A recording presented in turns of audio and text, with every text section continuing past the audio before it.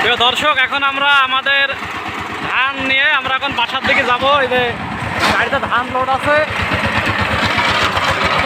13 কাঠা জমি ধান গাড়িতে লোড আছে। এই লোড নিয়ে আমরা এখন কাদার ভিতর দিয়ে আমরা এখন বাসার দিকে রওনা হয়েছি। তো অনেকে জানতে চেয়েছেন যে গাড়ি কাদার ভিতরে সার্ভিস কীরকম। তো আপনাদের কাছে আপনাদের দেখাবো যে আসলে কীরকম কেমন কাদার ভিতরে আমরা যাই, সেটা আপনাদের দেখাবো।